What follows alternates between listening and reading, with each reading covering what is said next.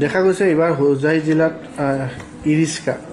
আদি কৰি বিভিন্ন ভাষিক সংখ্যালঘু উন্নয়ন বোৰ্ডৰ বিভিন্ন আঁচনি ফৰ্ম ফিল আপ চলি আছে কি ক'ব এই সন্দৰ্ভত অসম চৰকাৰৰ ভাষিক সংখ্যালঘু উন্নয়ন বোৰ্ডৰ ফালৰ পৰা আমি বিভিন্ন সময়ত আমি বহুত ধৰণৰ কাৰ্যসূচী কৰি আহিছোঁ আৰু যিসকল আমাৰ বেনিফিচিয়াৰী আছে সময় সময়ত আমি যেনে ফিল্টাৰ দিয়া প্ৰেছাৰ কুকাৰ দিছোঁ আমি যোৱা বছৰ আমি বহুত গোটেই অসমত আমি ই ৰিক্সা দিলোঁ এই বছৰো আমি আকৌ ই ৰিক্সা দিয়াৰ প্ৰক্ৰিয়া আৰম্ভ হৈছে আৰু গোটেই অসমত য'ত য'ত ভাষিক সংখ্যালঘু মেজৰিটি অঞ্চলবিলাকত আছে তাতে আমি এটা কোটা ফিক্স কৰি দিছোঁ যে কিমান ক'ত ই ৰিক্সা যাব আৰু সেই হিচাপত আমি ফৰ্ম ৰিলিজ কৰিছোঁ কাৰণ যোৱা বছৰ যেতিয়া ই ৰিক্সা বিতৰণ কৰা হৈছিল সেই সময়ত বহুতে গম পোৱা নাছিলে আমি পেপাৰত আমি এডভাৰটাইজমেণ্ট দিওঁ বা ধৰক অনলাইন ৰেজিষ্ট্ৰেশ্যন হয় কিন্তু যিসকল দুখীয়া মানুহ তেওঁলোকে কেতিয়াবা গম নাপায় সেইকাৰণে আমি এটা নতুন পদ্ধতি আৰম্ভ কৰিছোঁ আমি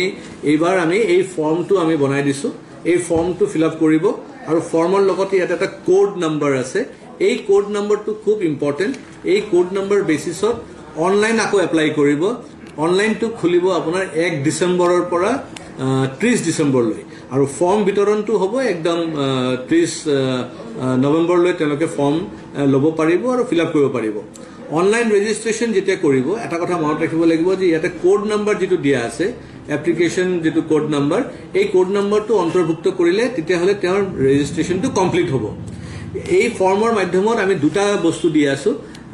এটা হৈছে ই ৰিক্সা আৰু এটা হৈছে মপেড কিন্তু এজন ব্যক্তি এটা আইটেমক সিলেক্ট কৰিব পাৰিব হয় তেখেত ই ৰিক্সা সিলেক্ট কৰিব পাৰিব অথবা মপেড সিলেক্ট কৰিব পাৰিব দ্বিতীয়টো হৈছে এই ফৰ্মটো টোটালি বিনামূলীয়া কোনো পইচা দিব নালাগে যেতিয়া অনলাইন ৰেজিষ্ট্ৰেশ্যনো কৰিব তেতিয়াও কোনো পইচা দিব নালাগে আৰু আমি যেটো ই ৰিক্সা সিলেক্টেড বেনিফিচিয়াৰীসকলক দিম হেতু টোটালি বিনা পইচাত হ'ব এক পইচা কাৰো দিব নালাগে আৰু কোনো ধৰণৰ ইনকাম সাৰ্টিফিকেট বনাব নালাগে কোনো ধৰণৰ ডকুমেন্টস নালাগে এক্সেপ্ট ফৰ্ম ফিল আপ কৰি আধাৰ কাৰ্ডৰ জেৰক্সটো দিব অনলাইন যেটা কৰিব হেতু আপলোড কৰি দিব আৰু যেটা সিলেক্টেড হৈ যাব এজন ব্যক্তি যেটা সিলেক্টেড হৈ যাব ই ৰিক্সা পাব কাৰণে বা মপেড পাব কাৰণে তেতিয়া তেখেত তেওঁৰ ইনকাম সাৰ্টিফিকেট প্ৰডিউস কৰিব লাগিব তেখেতৰ ডিটেইল যেটো অৰিজিনাল ডকুমেন্টস হেতু কৰিব লাগিব এই ডকুমেন্টস বিলাক যদি ঠিক থাকে তেখেত পাই যাব তেতিয়া যদি ডকুমেন্টছত কিবা গণ্ডগোল থাকে তেতিয়া হলে নেক্সট সিলেক্টেড পারসন তেও পাই যাব এই কারণে মই ভাবো এটা ভাল স্কিম এটা আহিছে আৰু সকলো ৰাইজক জনোৱাৰ কাৰণে আমি এইখিনি ফৰ্ম বনাইছো আৰু ডিস্ট্ৰিবিউশনৰ কাম ইতিমধ্যে আৰম্ভ হৈছে আমি গোটেই অসমত আমি ডিস্ট্ৰিবিউট কৰি আছো যিসকল ইন্টাৰেস্টেড 25 বছৰৰ পৰা 50 বছৰৰ ভিতৰত যিসকল ইন্টাৰেস্টেড যিসকলে নিজে হয়তো মপেড চলায় বা নিজে হয়তো ই ৰিক্সা চলায় তেওঁলোকে এপ্লাই কৰিব আৰু সিন্স এই ই ৰিক্সাটো টোটালি বিনামূলীয়া কোনো পইচা লোৱা নহব তাৰ কাৰণে তেওঁলোকে এটো বিক্ৰী কৰিব নোৱাৰে 3 বছৰৰ কাৰণে তেওঁলোকে বিক্ৰী কৰিব নোৱাৰিব তেওঁলোকে লিজতো দিব নোৱাৰিব নিজে চলাব লাগিব আৰু যিসকলে নকৰিব তেতিয়া হলে কিন্তু আকৌ আইনী প্ৰক্ৰিয়াত হয়তো তাতে একশনো ল'ব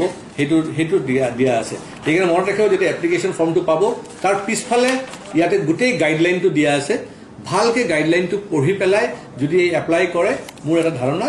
ফৰ্ম তেতিয়া ৰিজেক্ট নহয় ফৰ্মটো अवेलेबल হৈ আছে বৰ্তমান ফৰ্ম अवेलेबल হৈ আছে আৰু যদি আমাৰ অফিচৰ পৰা ডাইৰেক্টলি ল'ব বিচাৰে গুৱাহাটীত তাৰ পৰা ল'ব পাৰিব আমাৰ যি অফিস ষ্টাফ আছে তেওঁলোকে কন্টাক্ট কৰিব পাৰিব বা আমি বিভিন্ন ঠাইত আমি আমাৰ ব্যৱস্থা কৰি আছো মানে পৌঁছাই দিয়াৰ কাৰণে কিন্তু এটা কথা মনত ৰাখিব এই ফৰ্মটো জেৰক্স কৰিব নোৱাৰে ফটোকপি কৰিব নোৱাৰে আৰু এই ফৰ্মটো টোটালি বিনামূলীয়া